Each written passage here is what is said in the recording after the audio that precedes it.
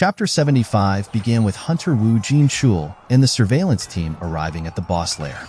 They were shocked by what they saw and questioned what was happening. Haein spoke up, explaining that the beasts they are seeing were summoned by a hunter standing before them. Meanwhile, Jinwoo continued to slash at Kargalgan with his dagger, but realized he couldn't inflict fatal damage on such a large opponent. He decided to switch tactics, hiding his dagger and clenching his fist. With a powerful punch, he struck Kargalgan's face, knocking him down. Woo Jin-chul recognized the hunter and wondered if it was Sung Jinwoo. Hunter Cha overheard him and thought it remarkable that not only Guildmaster Choi, but also Woo Jin-chul, the manager of the surveillance team, recognized Jinwoo. Jin-chul mentioned they had entered the dungeon to assist the strike squad after detecting mana waves from the gate, but it seemed their help wasn't needed as Jinwoo was clearing an A-rank dungeon all by himself. Jin-chul, seeing Jinwoo in battle for the first time, realized just how strong he was. There was no doubt he was one of the best fighter-type hunters, capable of using summoning magic. He wondered how many beasts Jinwoo could control. These questions swirled in his mind.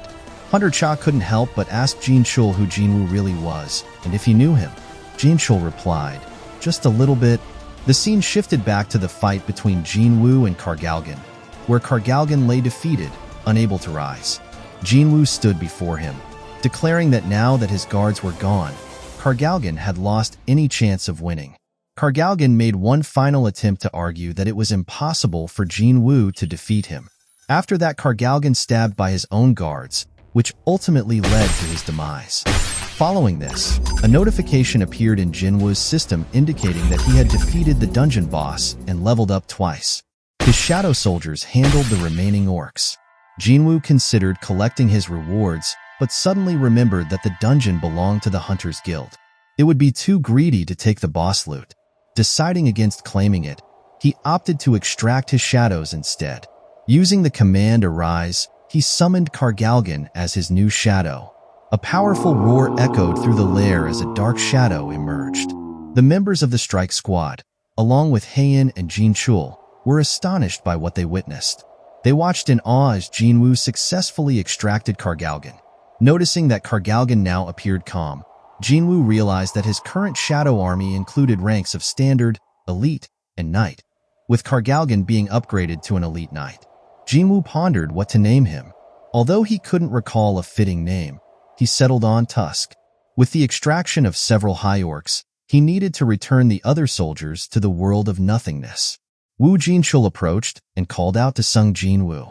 Startled, Jinwoo turned to see him and realized Hunter Cha Haein was also present, having not noticed their arrival earlier. In that moment, he felt uncertain about what to do. Suddenly, Woo Jin-chul and the surveillance team moved in to cover Jinwoo, stating that the Hunters Association needed to protect his identity. This meant they couldn't disclose what had happened in the dungeon to the public. They would explain the confidentiality clause once they exited through the gate, reiterating that no one could share the details of what had occurred there. Jin-chul whispered to Jinwoo that they would escort him outside, with one team member suggesting this was the best way to avoid conflict. Jin-chul further explained that Jinwoo had fought an army of beasts in an A-rank dungeon in front of the largest and wealthiest guild in South Korea. His strength surpassed that of an S-rank hunter, and if anyone had questions, they could inquire directly with the association. They needed to exit the dungeon. Just then, a voice called out, "Wait!" It was Ki-hoon, accompanied by another hunter.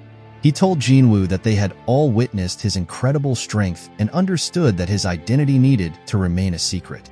He also said he wouldn't question why Jinwoo had volunteered as a porter, acknowledging that Jinwoo had saved them all.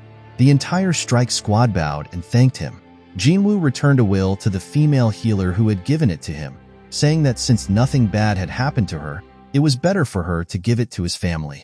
The female healer glanced at him and suddenly remembered that she had given him something before they faced the boss.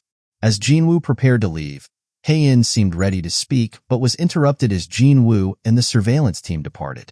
The chapter concluded with a female mage asking Haein why she was carrying a pickaxe. Flustered, Haein stumbled over her words, wondering if Jinwoo thought she was strange, causing her to blush. The female mage, curious, asked who Haein was referring to, but Haein simply bowed her head and replied, Never mind. This marks the end of the Hunters Guild arc. The next arc, titled Return to Demon Castle arc, will start from Chapter 76 to Chapter 89 as Jinwoo returns to the Demon Castle to obtain the final ingredient for the Holy Water of Life.